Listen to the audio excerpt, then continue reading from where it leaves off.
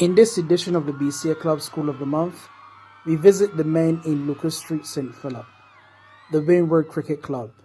There's so much to learn. We are excited. This is we. We are in Lucas Street, a club that has a history of 102 years, and you have been recently given the privilege of being president of the club. In these times, certainly, what would you consider to be some of the basic things that you have to do as an administrator and clubman for the Windward Club? Well, it's a lot of hard work to start with. Obviously, the club is 102 years. It has a very rich history. In terms of looking around the facilities, you'll see we try very hard to maintain a very high standard in terms of our pitches, our field. But then, of course, we have quite a few youngsters that we want to cultivate and have them enjoying their cricket and honing in on some of their skills in terms of their batting techniques. And we do a lot, obviously, with Coach Jafari Toppin and some of the oldsters from the club, Anthony Edgel, for example, you will see in the evening in the nets, giving the batsmen some tips and that sort of stuff. So there's a lot of work in terms of keeping the club together, but in terms of also making the youngsters focus on the positive things that you get from cricket, and of course, maintaining our discipline is it's a very difficult sometimes when you have youngsters from different economic backgrounds and stuff. But we try to maintain a very high standard as far as discipline is concerned. At the beginning of the season, I had a meeting with all the cricketers, and yes, we pay subs and stuff to play cricket here, but I let them know very early, if you're bad behaved, you could sit down very easily after paying your subs and watch cricket for the rest of the year, because I'm not going to tolerate the bad behavior and the indiscipline. So there's still certain standards that we have to maintain here. Player coach, a concept in Barbados which is very recent. You've had the opportunity to be the third at the Windward Club. And in 2022, you had some resounding success being able to win the intermediate championship. How was that feeling, being able now to be promoted from the intermediate into the first division? Well, first of all, it's a very good feeling, especially when you have some plans in place coming to the club with a rich history. I had a 2-year plan. I brought in some youngsters into the club. So to see that we went so well, obviously with the start in the T20 as well, going to the semi-finals, I think that was a very good start for us as a unit, building as a squad as well. So to complete the job that other coaches came here to do, I think that was a very good achievement. Well, Andrew, you came over from leaving the Commerce School to this club. In between, I believe you spent some time at another club. We know that all during those years you played, and also you spent a lot of time in administration. But in 2022, your club had the opportunity to win the intermediate championship and now be elevated into the first division. How has that brought the type of pride and what you would consider the energy for the club with that elevation in 2022? Well, one thing people don't realize is that it was a goal of the club, and we actually, in 2016, we have a cricket development committee here, and in 2016, we met and we decided that in 5 years' time, we wanted to be playing first division. So the first thing we did was to hire a coach, and it has been a journey from then on. We started with Dale Richards, and in the first year that Dale was here, we went to the finals of the 40 over Shield. The second year, we went back to the final of the 40 over Shield. We've also been to semi-finals of the intermediate competition. So from the time we hired a coach, really, you can see the improvement. Our 5-year goal really wasn't realized only because for 2 years we had COVID.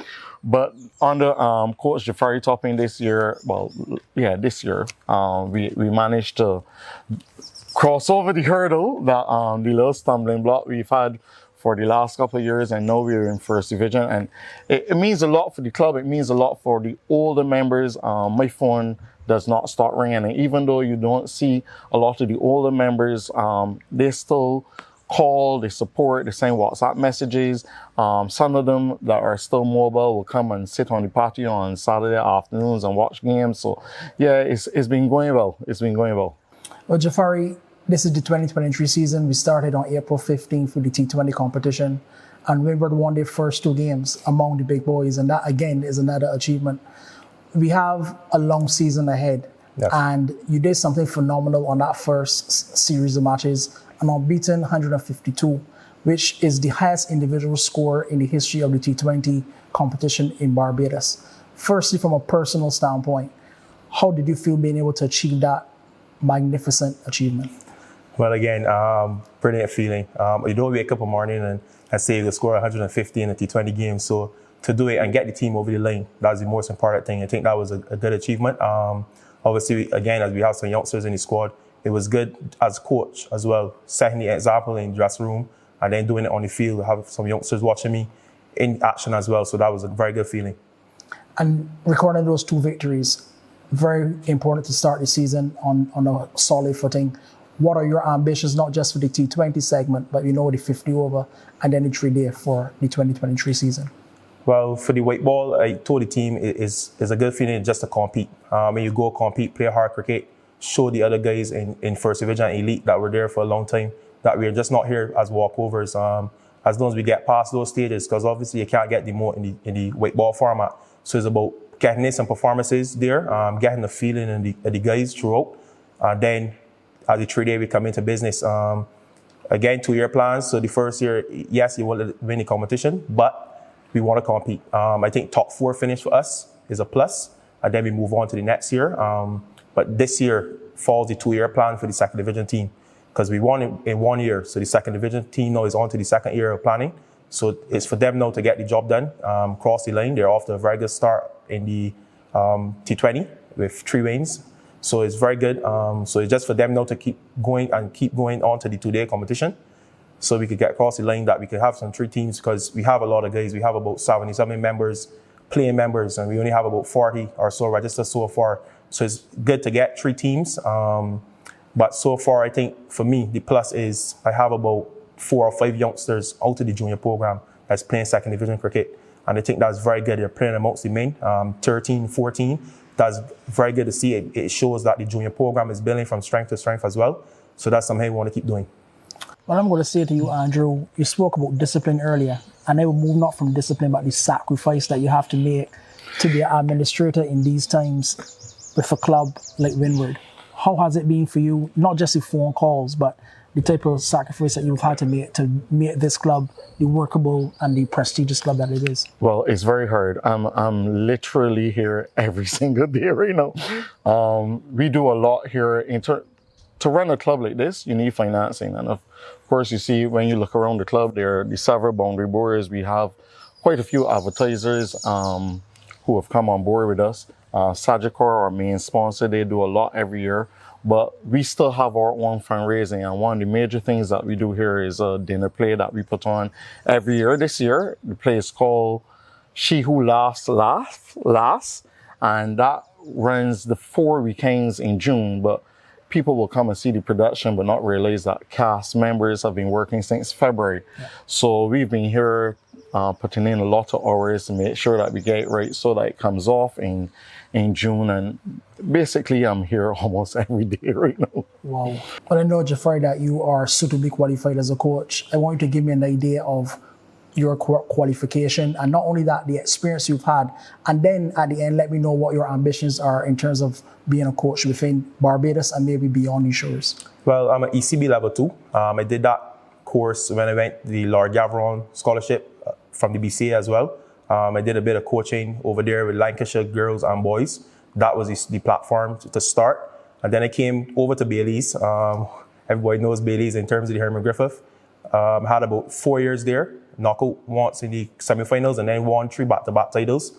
And then move on to the National Sports Council, where I work with various local teams and schools now across Barbados, which is good.